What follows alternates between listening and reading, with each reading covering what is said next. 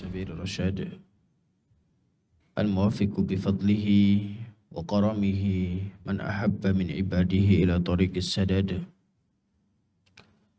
طريق أشرف العباد الطريق الذي من سلكها هو الفائز والناجي يوم التناد اللهم صل وسلم وبارك على نبينا وحبيبنا وقدوتنا محمد خير العباد المبعوث رحمة للعالمين إلى كافة الأمصار والبلاد وعلى آله وأصحابه الفضلاء الأمجاد قال الله تعالى في القرآن الكريم يا أيها الذين آمنوا اتقوا الله حق تقاته ولا تموتن إلا وأنتم مسلمون وقال أيضا يا أيها الناس اتقوا ربكم الذي خلقكم من نفس واحدة وخلق منها زوجها وبث منهما رجالا كثيرا ونساء واتقوا الله الذي تساءلون به والأرحام إن الله كان عليكم رقيبا وقال أيضا يا أيها الذين آمنوا اتقوا الله وقولوا قولا سديدا يصلح لكم أعمالكم ويغفر لكم ذنوبكم ومن يطع الله ورسوله فقد فاز فوزا عظيما أما بعد فإن أصدق الحديث كتاب الله وخير الهدى هدى محمد صلى الله عليه وسلم وشر الأمور محدثاتها فإن كل محدثة بدعة وكل بدعة ضلالة وكل ضلالة في النار. معاشر المسلمين rahimani wa rahimakumullah, kaum muslimin yang dimuliakan dan dirahmati Allah Subhanahu wa taala. Alhamdulillah, patut untuk kita bersyukur atas limpahan nikmat serta karunia yang telah Allah Subhanahu wa taala berikan terhadap diri kita. Banyak sekali nikmat yang Allah Subhanahu wa taala anugerahkan terhadap diri kita. Sehingga dengan nikmat tersebut kita harus senantiasa bersyukur dan memperbaharui rasa syukur kita kepada Allah Subhanahu wa taala. Salawat serta salam semoga selalu tercurahkan kepada uswah hasanah kita, suri tauladan kita baginda Nabi Muhammad sallallahu alaihi wasallam beserta para sahabat beliau, keluarga beliau dan pengikut beliau hingga akhir zaman kelak. Ma'asyiral muslimin rahimani wa rahimakumullah. Dalam sebuah hadis yang cukup masyhur, cukup populer di tengah-tengah kita, Nabi SAW menjelaskan, وَمَنْ سَلَكَ طَرِيقًا يَلْتَمِسُ فِيهِ عِلْمًا سَهَّلَ اللَّهُ لَهُ بِهِ طَرِيقًا إِلَى الْجَنَّةِ. وَمَنْ سَلَكَ طَرِيقًا, dan siapapun yang berjalan di suatu jalan, yaltamisu fihi ilman, dia mencari di dalamnya ilmu. Apa balasannya? Apa faedahnya ketika seorang meniti suatu jalan untuk belajar ilmu agama tentunya? Apa balasannya dari Allah? Sahhalallahu lahu bihi tariqan ilal jannah. Maka Allah Subhanahu wa taala akan mudahkan langkah kakinya menuju surganya Allah Subhanahu wa taala. Sehingga kita tahu bahwa kewajiban belajar itu merupakan kewajiban kita sebagai seorang muslim. Di dalam hadis yang lain Nabi SAW bersabda, "Talabul ilmi faridatun ala kulli muslim." Menuntut ilmu agama itu wajib hukumnya. Ala kulli muslim. Wajib hukumnya bagi setiap muslim. Lantas apakah semua ilmu wajib kita pelajari? Tidak. Yang wajib kita pelajari sebagai seorang muslim adalah terkait ilmu yang berkenaan tentang ibadah-ibadah yang wajib bagi kita. Maka kita harus belajar. Kita harus belajar tentang amalan-amalan yang wajib bagi kita. Ini sesuai dengan arahan dari baginda Nabi SAW. Talabul ilmi faridatan ala kulli muslim. Bahwa menuntut ilmu agama, belajar ilmu agama, itu merupakan kewajiban kita sebagai seorang muslim. Sehingga kewajiban bukan hanya kewajiban, akan tetapi kewajiban di situ merupakan hal yang penuh akan faedah, penuh manfaatnya. Dan di antara manfaat yang paling besar dari belajar ilmu agama adalah dapat mengantarkan kita meraih surganya Allah Subhanahu wa taala. Kenapa bisa demikian? Kenapa belajar ilmu agama itu bisa mengantarkan kita menuju surganya Allah? Karena melalui belajar agama tersebut kita jadi tahu, oh ini ternyata hal yang disyariatkan oleh Allah. Sehingga kita jadi mengamalkannya. Oh ternyata hal seperti ini disyariatkan oleh agama. Sehingga kita melaksanakan ibadah tersebut berdasarkan ilmu. Kita mengamalkan syariat tersebut berdasarkan dalil. Jelas. Jelas ada pijakannya. Sehingga menambahkan kita semangat dan ghirahnya dalam mengamalkan ilmu agama. Sehingga ma'asyiral muslimin rahimani wa rahimakumullah, sesibuk apapun kita, apapun profesi kita, apapun latar belakang kita, kita tetap memiliki kewajiban untuk belajar ilmu agama. Sesibuk apapun kita, latar belakang yang bagaimanapun yang ada pada diri kita, semuanya tetap wajib belajar ilmu agama. Lantas bagaimana kita tahu tentang ibadah kita kalau kita nggak belajar? Bagaimana kita menjalankan ibadah yang wajib, contoh sholat saja. Bagaimana kita tahu gerakan-gerakan dalam sholat? Bagaimana kita tahu bacaan-bacaan dalam sholat? Bagaimana kita tahu hal-hal yang membatalkan sholat kita kalau kita nggak belajar? Maka kita harus belajar agar supaya ibadah yang kita lakukan itu ada dasarnya. Kita tahu pijakannya. Kita menjadi nyaman dalam ibadah. Oh, ada ilmunya. Oh, yang seperti ini ternyata salah. Oh, yang seperti ini ternyata kurang tepat. Sehingga kita ada landasan dalam beragama, ada landasan dalam beribadah kepada Allah, menguatkan kita akan makna dari ibadah itu sendiri. Semakin yakin bahwa memang agama Islam itu adalah agama yang benar. Kita semakin semangat dalam ibadah, kita semakin yakin di dalam menjalankan syariat agama ini. Jadi ini motivasi bagi kita bahwa memang apapun profesi kita, sesibuk apapun kita, kita masih ada kewajiban untuk belajar agama. Ingat bahwa kewajiban bukan hanya sekedar kewajiban, tapi ada manfaat yang kita peroleh. Manfaat yang paling besar adalah kita mendapatkan kemudahan dari Allah untuk meraih surga Allah, yang itulah kampung negeri akhirat yang kita angan-angankan selama ini.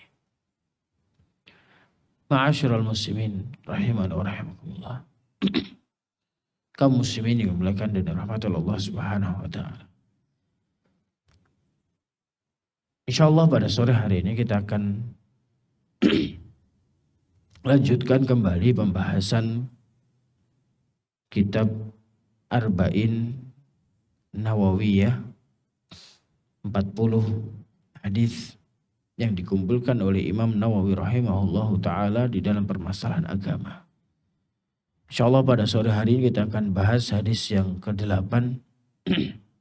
kita akan baca terlebih dahulu redaksi atau nas dari hadis ke-8 ini. Al-hadits ats-tsamin, hadis yang ke-8. An Ibnu Umar radhiyallahu anhuma, dari sahabat Ibnu Umar, yaitu Abdullah bin Umar.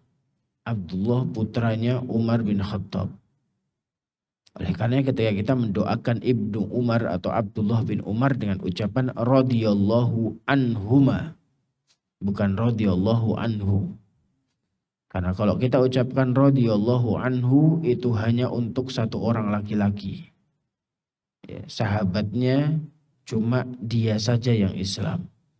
Tapi kalau Abdullah ibnu Umar, kedua-duanya merupakan sahabat. Abdullahnya sahabat, Umarnya pun juga sahabat.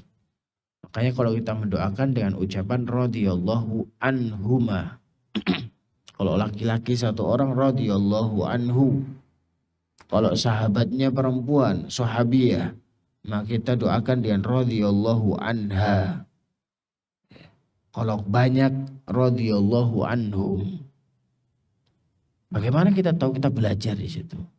Ada belajar bahasa Arab tentang hal tersebut. Jadi sahabat Abdullah bin Umar radhiyallahu anhuma, semoga Allah meridai keduanya, anna Rasulullah sallallahu alaihi wasallam qala, bahwa Rasul sallallahu alaihi wasallam bersabda.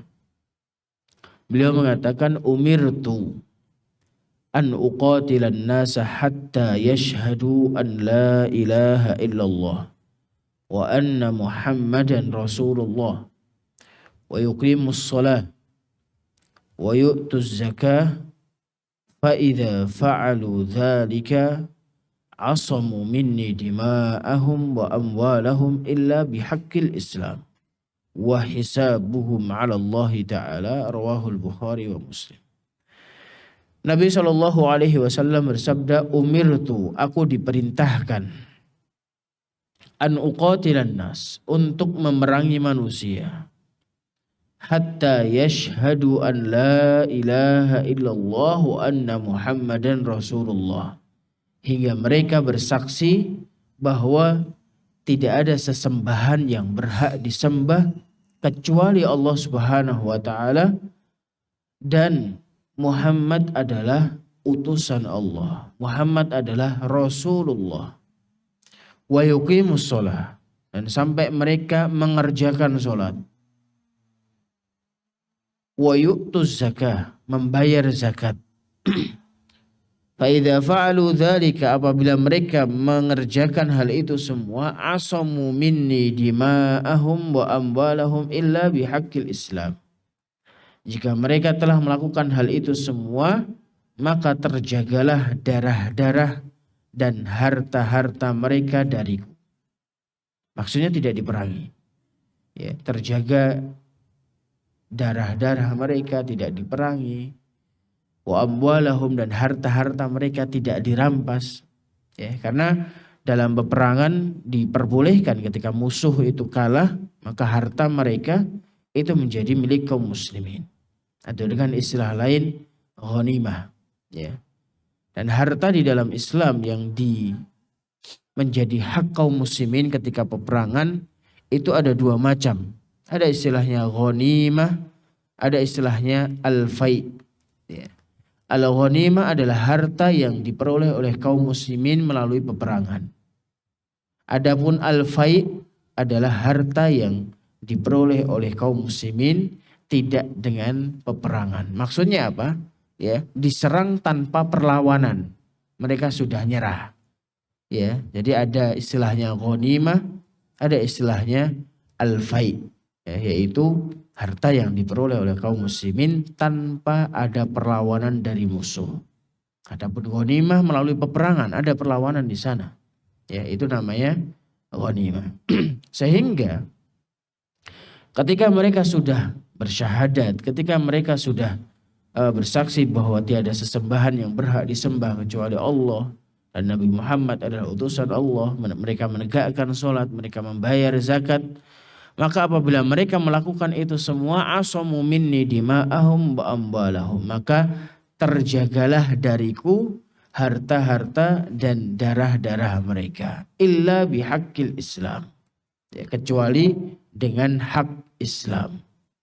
Wa hisabuhum 'ala Allah taala, sedangkan perhitungan atau hisab mereka diserahkan kepada Allah Subhanahu wa taala. Ma'asyiral muslimin rahimani wa rahimakumullah, kaum muslimin yang dimuliakan dan dirahmati Allah Subhanahu wa taala. Hadis ini merupakan hadis ke-8 yang dimasukkan oleh Imam Nawawi rahimahullahu taala dalam kitab beliau.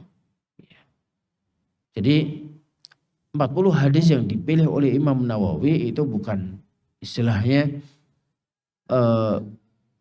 hadis yang memiliki cakupan makna yang cukup luas, memiliki cakupan makna yang cukup mendalam untuk dipelajari.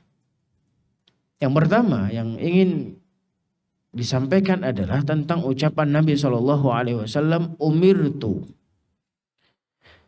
aku diperintahkan, kata Nabi SAW. Jadi kalau kita belajar bahasa Arab, umirtu itu dalam sighah majhul. Atau kalau kita belajar bahasa Indonesia ada kata kerja pasif, ada kata kerja aktif, ada kata kerja pasif. Ya. Contoh memukul itu aktif, ya, dipukul itu pasif. Bahasa Arab pun juga ada istilahnya ma'lum, ada istilahnya majhul. Di sini Nabi SAW menggunakan bahasa pasif atau majhul, aku diperintahkan. Dalam bahasa Arab, ya, biasanya dipergunakan jenis kata yang majhul itu ada beberapa sebab. Di antara sebabnya adalah karena fa'ilnya atau pelakunya itu sudah masyhur. Ya, fa'ilnya itu sudah ma'lum. Fa'ilnya itu sudah lumrah untuk diketahui, orang sudah paham. Contoh di sini, umirtu, aku diperintahkan. Berarti yang memerintahkan adalah Allah Subhanahu wa taala. Ya. Yang memerintahkan adalah Allah Subhanahu wa taala. Dan ini banyak contohnya di dalam Al-Qur'an. Ya. Contoh hal ini dalam perkara kauniyah. Contoh wa khuliqal insanu dha'ifa, dan manusia itu diciptakan dalam keadaan lemah. Ya, diciptakan berarti siapa yang menciptakan tentu sudah masyhur, yaitu Allah Subhanahu wa taala. Demikian juga dalam hadis ini, umirtu an uqatilan nas, aku diperintahkan. Siapa yang memerintahkan? Yaitu Allah Subhanahu wa taala. Aku diperintahkan oleh Allah Subhanahu wa taala. Ya, jadi maksudnya seperti itu. Jadi ketika dalam bahasa Arab kita temukan kata kerja yang seperti ini, ya, yang artinya di, ya, bukan kata kerja aktif, maka di antara sebabnya adalah karena pelakunya atau fa'ilnya itu sudah diketahui, sudah masyhur. Ya. Tentunya di sini yang memerintahkan Rasul SAW adalah Allah Subhanahu wa taala. Beliau diperintahkan oleh Allah seperti apa? An uqatilan nas, untuk memerangi manusia. Ya. Aku diperintahkan untuk memerangi manusia, dan inilah yang diperintahkan oleh Allah. Tadi kan aku diperintahkan. Diperintahkan Allah untuk apa? Yaitu an uqatilan nas. Inilah sesuatu yang diperintahkan oleh Allah kepada baginda Nabi Muhammad sallallahu alaihi wasallam. Ya. Jadi al-qital atau muqatalah, ya, itu merupakan jihad fi sabilillah. Ya, memerangi musuh-musuh Allah Subhanahu wa taala yang mana tujuannya adalah untuk menegakkan kalimat Allah. Ya, untuk menegakkan kalimat Allah. Agar supaya kalimat Allah Subhanahu wa taala yaitu la ilaha illallah itu berdiri tegak. Itu tujuan besarnya. Jadi muqatalah di sini adalah tujuannya untuk seperti itu, yaitu tujuan jihad fisabilillah li'i'la'i kalimatillah, untuk menegakkan kalimat Allah Subhanahu wa taala. Ya, untuk menegakkan kalimat Allah Subhanahu wa ta'ala.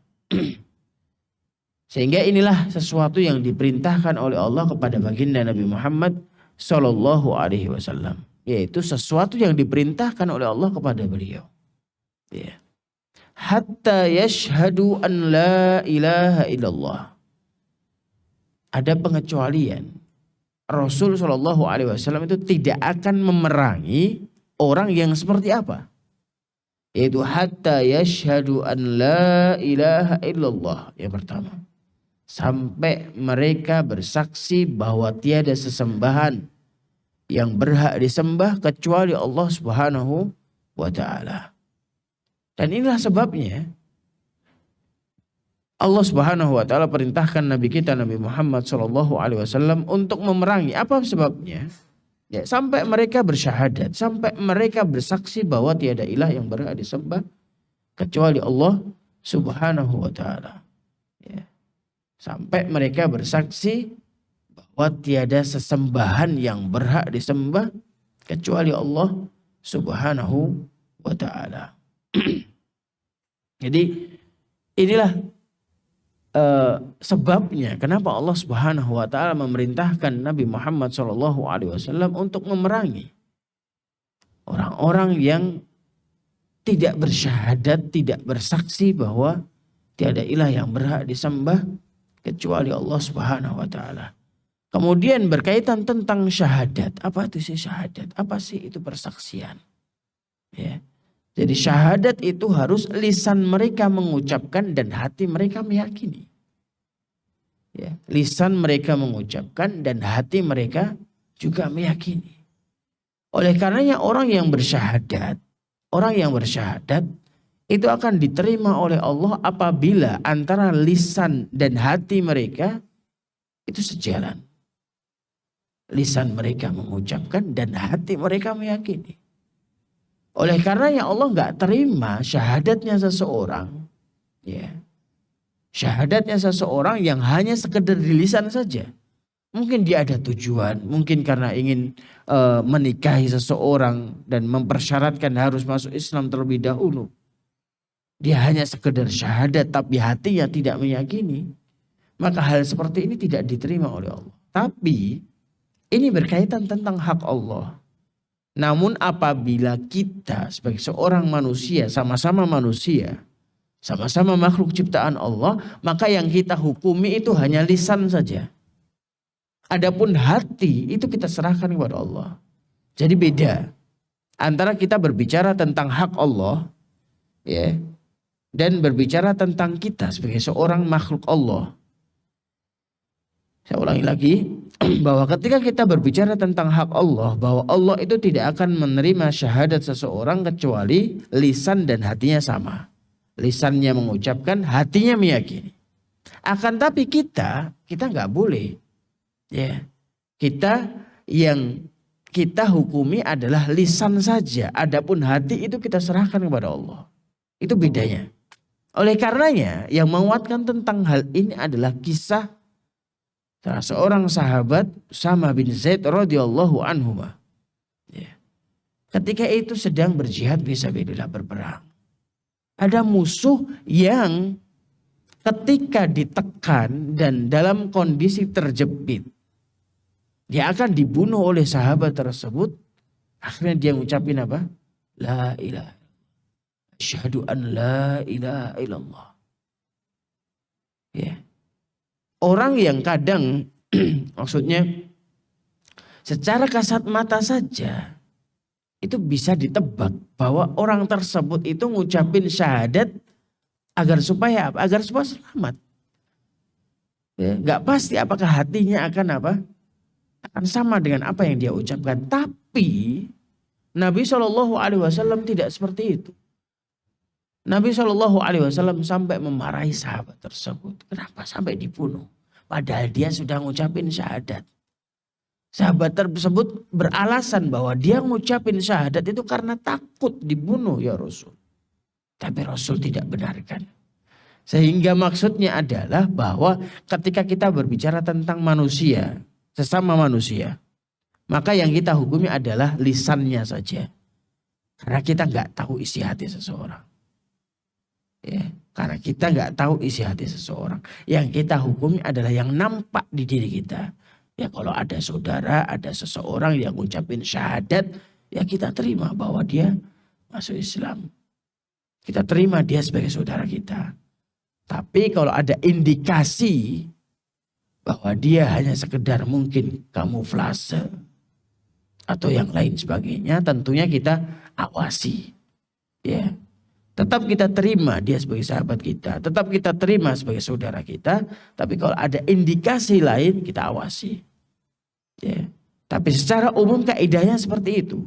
Jadi kalau kita berbicara tentang hak Allah, bahwa Allah itu tidak akan terima syahadat seseorang kecuali lisannya mengucapkan dan hatinya meyakini. Tapi kalau kita berbicara tentang kita sebagai makhluk, ya, yang mana kita makhluk ini nggak tahu isi hati seseorang, maka kita hanya bisa menghukumi melalui lisan seseorang. Kita hanya bisa menghukumi melalui lisan seseorang. Kalau ada seseorang bersyahadat, ya kita terima sebagai sahabat. Pintu surga itu adalah kalimat la ilaha illallah. Iya benar. Ya, lakin man adda haqqaha wa fardhaha dakhala al-jannah.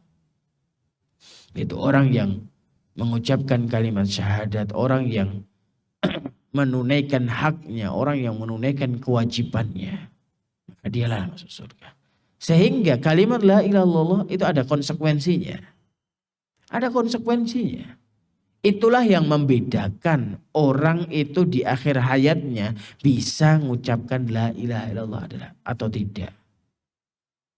Kan kita saksikan sendiri ada orang yang sehat, lancar mengucapkan syahadat. Asyhadu an la ilaha illallah. Lancar. Tapi apakah ketika sakaratul maut dia mampu dengan mudah mengucapkan kalimat syahadat tersebut? Belum jaminan. Tidak ada jaminan. Makanya konsekuensi dari man kana akhiru kalamihi la ilaha illallah dakhalal jannah itu berat. Siapapun yang akhir hidupnya mengucapkan syahadat atau mengucapkan kalimat la ilaha illallah akan masuk surga, itu berat. Dan kita saksikan sendiri orang ketika masa sehatnya mudah mengucapkan kalimat tersebut, tapi ketika sakaratul maut dia kesulitan. Dan itulah yang akan menampakkan seseorang apakah semasa hidupnya dia mengerjakan konsekuensi dari kalimat la ilaha illallah tersebut. Ketika ada sesuatu kebutuhan, apakah dia akan menuju Allah? Apakah dalam ibadahnya dia akan selalu menuju Allah? Apakah dalam doanya dan permintaannya dia selalu bergantung pada Allah? Itulah yang akan mewujudkan apakah ketika akhir hayatnya dia mampu mengucapkan kalimat syahadat atau tidak. Ya ma'asyiral muslimin rahimani wa rahimakumullah. Bahwa ini kesaksian yang pertama bahwa tiada ilah yang berhak disembah kecuali Allah. Kemudian yang kedua adalah tentang bahwa Nabi Muhammad adalah utusan Allah Subhanahu wa taala. Ya. Beliau utusan Allah sekaligus hamba Allah. Dua sifat ini yang melekat pada sosok baginda Nabi Muhammad sallallahu alaihi wasallam, yaitu beliau hamba Allah. Apa maksud beliau adalah hamba Allah? Apa maksud bahwa penegasan bahwa beliau itu adalah hamba Allah? Yaitu untuk membantah terhadap orang-orang yang hulu. Orang-orang yang melampaui batas di dalam hak beliau. Ya. Beliau hanya makhluk ciptaan Allah yang tidak memiliki kekhususan ketuhanan. Beliau tidak berhak disembah. Beliau wajib kita hormati tapi ada batasannya. Ya, beliau wajib kita agungkan tapi ada batasannya. Karena beliau juga makhluk. Beliau juga merupakan salah satu makhluk dari makhluk-makhluk ciptaan Allah Subhanahu wa ta'ala. Tapi beliau makhluk bukan sembarang makhluk. Beliau ciptaan Allah bukan sembarang ciptaan. Yaitu ditunjukkan sifat yang kedua, yaitu beliau adalah utusan Allah. Yang mana setiap perintah beliau wajib ditaati. Apa yang beliau kabarkan itu dibenarkan dan diyakini. Apa yang beliau larang itu kita tinggalkan dan berusaha untuk tidak kita kerjakan. Itu konsekuensinya. Jadi beliau hamba Allah sekaligus utusan Allah subhanahu wa ta'ala. Dua persaksian tersebut yang menjadi tujuan di dalam dakwah para nabi dan para rasul. Jadi tujuan dakwahnya Nabi kita Nabi Muhammad sallallahu alaihi wasallam. Ma'asyiral muslimin rahimana wa rahimakumullah. Kaum muslimin yang dimuliakan dan rahmat Allah subhanahu wa ta'ala. Kemudian berikutnya wa yuqimus shalah, dan sampai mereka mengerjakan sholat sesuai dengan tuntunan syariat. Dan sholat di sini maksudnya adalah umum. Sholat di sini bahasanya umum, akan tetapi yang dimaksudkan bahasanya khusus. Ya, sholat di sini maksudnya adalah sholat 5 waktu. Sampai mereka memahami dan mengerjakan sholat 5 waktu. Yang pertama tentang syahadat tadi. Kemudian berikutnya tentang sholat. Ya, sampai mereka mengerjakan sholat. Sholat apa? Sholat yang wajib. Oleh karenanya ketika mereka mungkin meninggalkan sholat sunnah, itu mereka tidak diperangi. Karena yang wajib itu adalah sholat 5 waktu. Ya, sholat 5 waktu. Kita berusaha untuk mengerjakan dengan sebaik mungkin sholat 5 waktu tersebut. Untuk diri kita sendiri dan untuk keluarga kita. Oleh karenanya tentang masalah ini pun Nabi SAW pun sampai memberikan tuntunan bagaimana ngajari anak-anak kita, bagaimana ngajari keluarga kita. Nabi SAW katakan muru auladakum bis salat wahum abna'u sab'a. Perintahkan anak-anakmu untuk mengerjakan sholat ketika mereka sudah menginjak usia 7 tahun. Wadribuhum 'alaiha wahum abna'u 'ashr, dan pukullah mereka. Tapi pukulan yang tanpa melukai. Pukullah mereka kalau mereka sudah menginjak usia 10 tahun. Ya. Nabi memberikan arahan. Ketika masih kecil mulai diperintah, mulai diberikan mungkin hadiah untuk rajinnya mereka. Kemudian kalau sudah usia 10 tahun itu suruh mukul kalau mereka nggak sholat. Tapi kata para ulama yaitu ghairu mubarrih, yaitu pukulan yang tanpa melukai.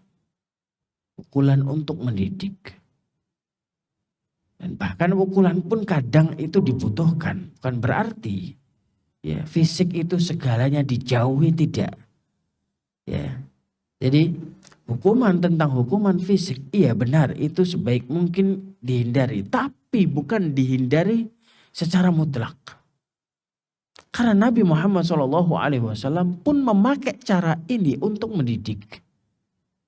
Bayangkan kalau bukan petunjuk Nabi, lantas siapa yang kita jadikan panutan? Ini Nabi.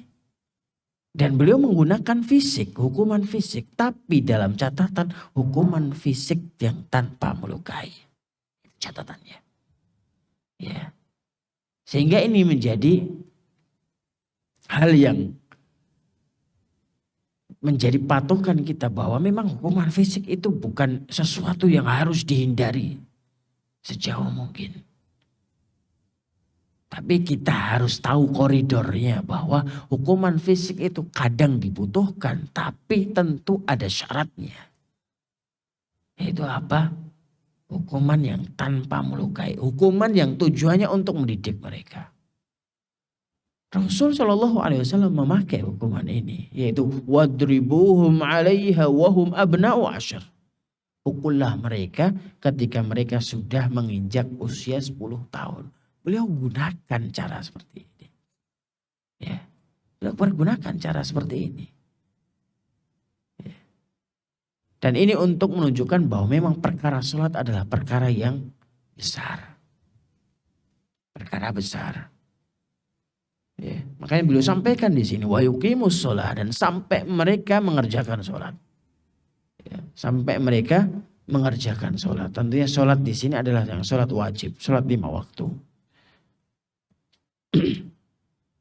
Kemudian berikutnya wa yu'tuz zakah, dan mereka membayar zakat.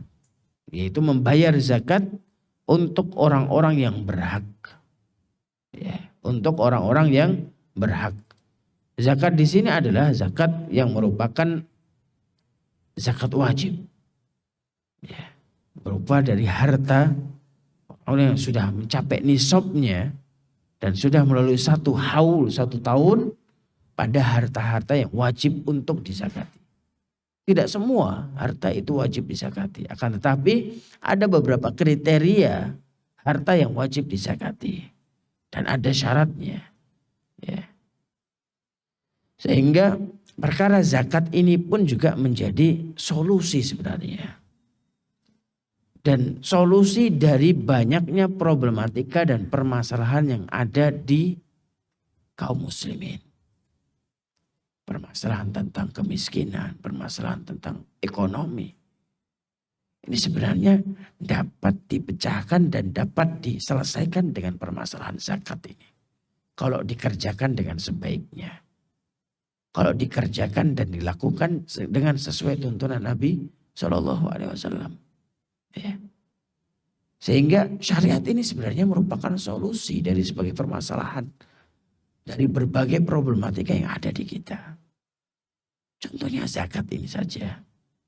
Zakat ini kalau ditunaikan, ini dapat menjadi solusi bagi segala problematika yang ada di umat ini.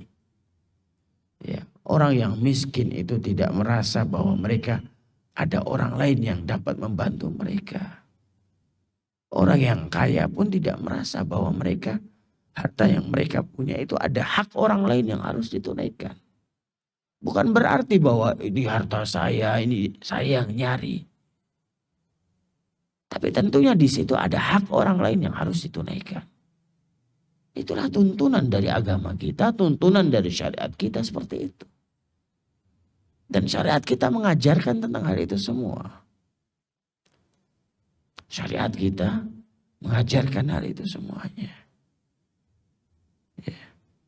Sehingga tidak ada kesenjangan yang terlalu lebar antara orang kaya dan orang miskin. Dan melalui hal seperti inilah akan terjadi hubungan yang baik antara si kaya dan si miskin. Ya, yang miskin merasa diperhatikan oleh orang yang kaya. Yang kaya pun tidak merasa sombong dengan hartanya. Ini tentang permasalahan zakat. Jadi hal yang menjadi solusi sebenarnya dari berbagai permasalahan yang ada di umat kita. Tentang permasalahan zakat.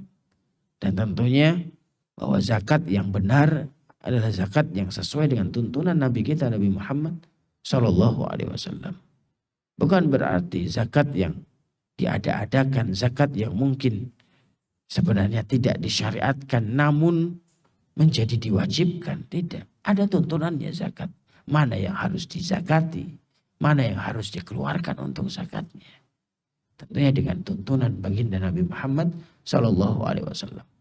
Kemudian فَإِذَا فَعَلُوا ذَلِكَ عَصَمُوا مِنِّي دِمَاءَهُمْ وَأَمْوَالَهُمْ. Ketika mereka mengerjakan itu semua. Itu apa? Syahadat. Tentang Allah, syahadat tentang Nabi Muhammad. Kemudian mengerjakan sholat. Kemudian membayar zakat. Ketika mereka sudah mengerjakan itu semua, asamu minni dima'ahum wa amwalahum, maka akan terjaga. Ya, akan terjaga minni dariku, kata Nabi SAW. Dima'ahum wa amwalahum, darah mereka dan harta mereka. Itu maksudnya apa? Tidak halal bagiku untuk memerangi mereka. Ya, tidak halal bagiku untuk menumpahkan darah mereka. Ataupun merampas harta mereka. Memerangi mereka, merampas harta mereka, itu tidak boleh. Ya. Makanya di sini dima'ahum wa amwalahum, yaitu untuk menganalogikan bahwa peperangan dan pembunuhan, ya, peperangan yang ada itu untuk menumpaskan hal tersebut. Kemudian ketika peperangan ada harta yang mungkin diperoleh, dan itu pun dijelaskan oleh Nabi Muhammad SAW. Yaitu ada ghanimah, ada fai yang mungkin diperoleh dari perang tersebut. Kemudian ada yang menarik di sini, Nabi SAW pun menegaskan illa bihaqqil Islam, kecuali dengan hak Islam. Apa maksudnya?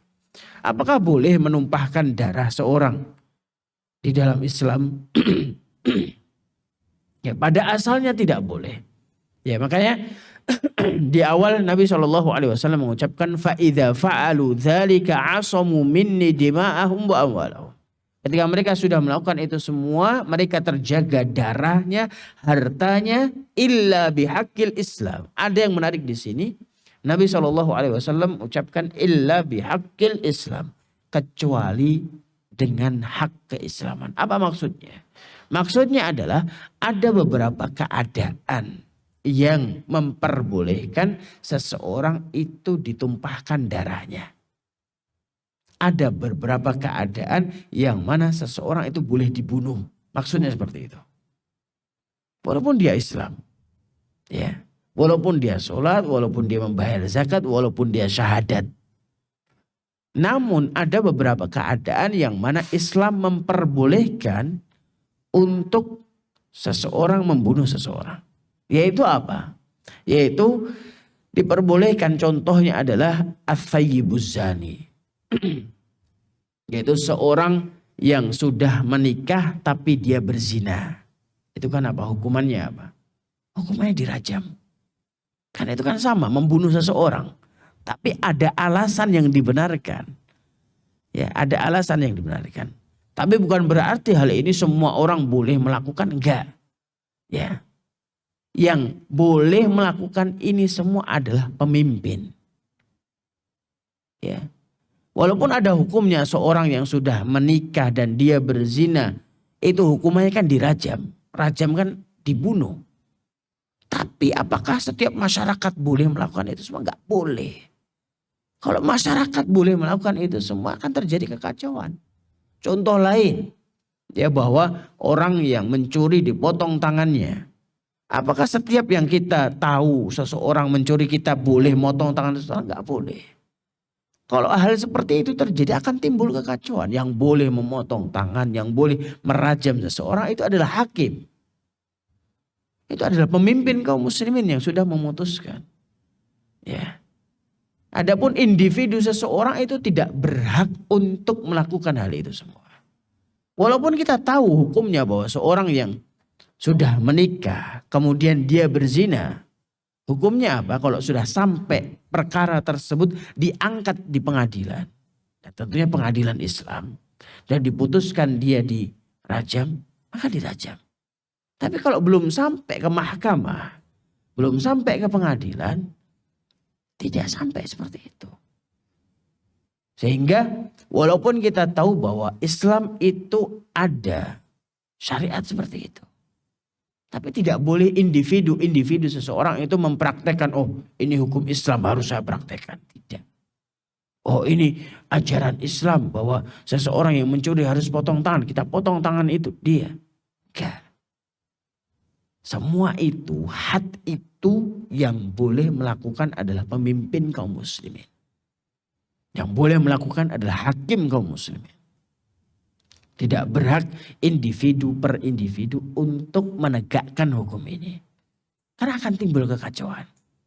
Ya, akan timbul kekacauan. Makanya di sini Nabi SAW pun katakan illa bihaqqil Islam, untuk menegaskan bahwa di dalam agama Islam itu ada beberapa keadaan yang diperbolehkan untuk membunuh seseorang, untuk menumpahkan darah seseorang. Ya, salah satu tadi as-sayyibuz zani, yaitu orang yang sudah menikah tapi dia berzina. Kemudian kisos, orang yang bunuh orang lain balasannya apa? Kisos. Dan ini pun nggak boleh seseorang individu per individu itu melakukan hukum itu, nggak boleh. Seperti yang saya sampaikan tadi bahwa akan timbul kekacauan kalau hal ini dilakukan oleh individu per individu. Ya, seperti kisos tadi. Ya. Jadi harus dipahami bahwa ini syariat, tapi tentunya tidak boleh dilakukan oleh individu per individu dari kaum muslimin. Ada hukumnya, ada syariatnya. Ya. Kemudian di akhir hadis Nabi SAW sampaikan wa hisabuhum 'ala Allah Ta'ala, dan hisab mereka atas Allah Subhanahu wa taala. Maksudnya apa? Hisab atas perbuatan dan amal mereka ketika hidup di dunia itu diserahkan kepada Allah Subhanahu wa taala. Ya. Sehingga apa yang mereka lakukan, apa yang mereka kerjakan, semuanya akan dihitung oleh Allah Subhanahu wa taala. Sehingga akhir dari ucapan Nabi SAW itu mengingatkan kita bahwa semua apa yang kita lakukan itu pasti dibalas oleh Allah. In khairan fa khairan wa in syarran fa syarran. Apabila baik kita akan menuai kebaikannya. Namun apabila sebaliknya kita melakukan keburukan, maka kita pun akan menuai keburukan di kemudian hari. Apapun itu. Sehingga berusaha untuk menanam benih-benih kebaikan sekecil apapun. Maka kita pun akan tuai kebaikan tersebut di kemudian hari. Ya. Jangan sampai kita melakukan amal keburukan sehingga kita akan tuai akibatnya di kemudian hari. Entah di dunia maupun di akhirat kita akan tuai dari setiap apa yang kita kerjakan. Wa hisabuhum 'ala Allah Ta'ala. Ya, perhitungan amal kita itu akan ditimbang di sisi Allah. Semuanya tanpa terkecuali. Kalau kita pernah berbuat zalim, Allah pun akan membalas kita.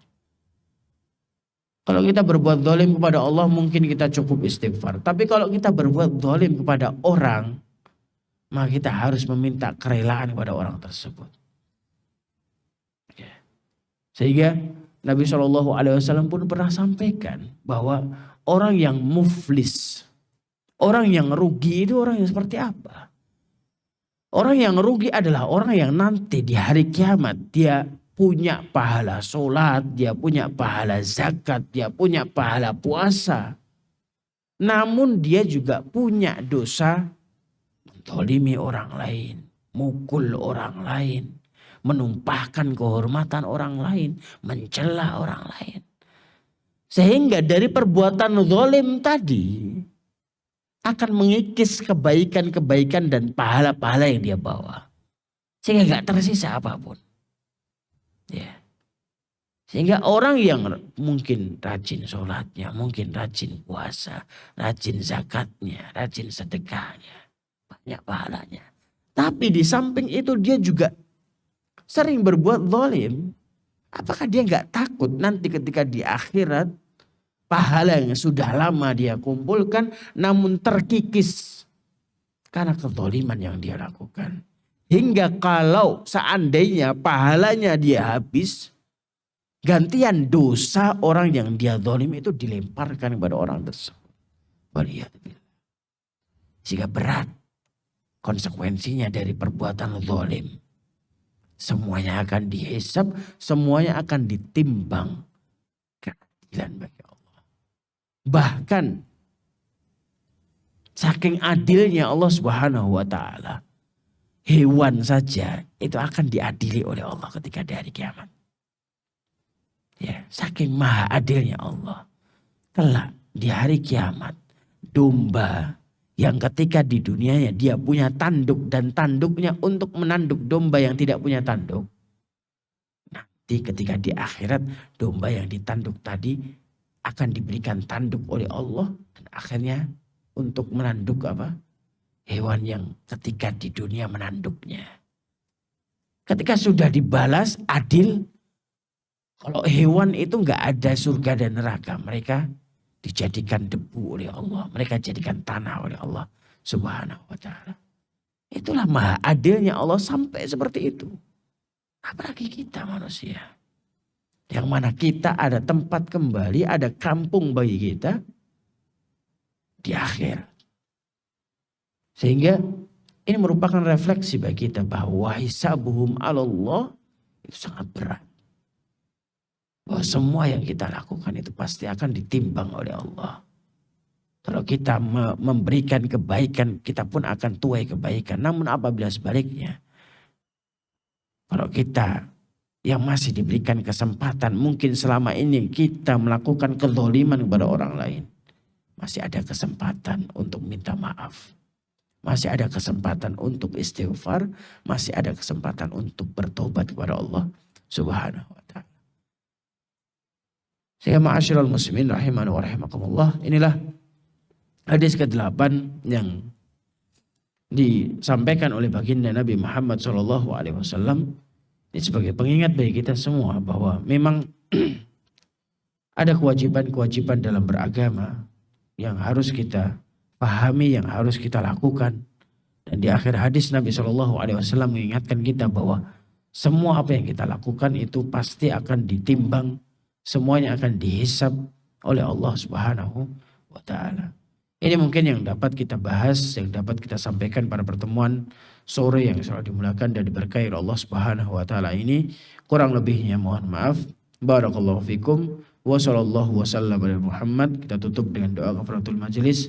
Subhanakallahum bihamdika asyhadu an la ilaha illa anta astaghfiruka wa atubu ilaik. Wassalamualaikum warahmatullahi wabarakatuh.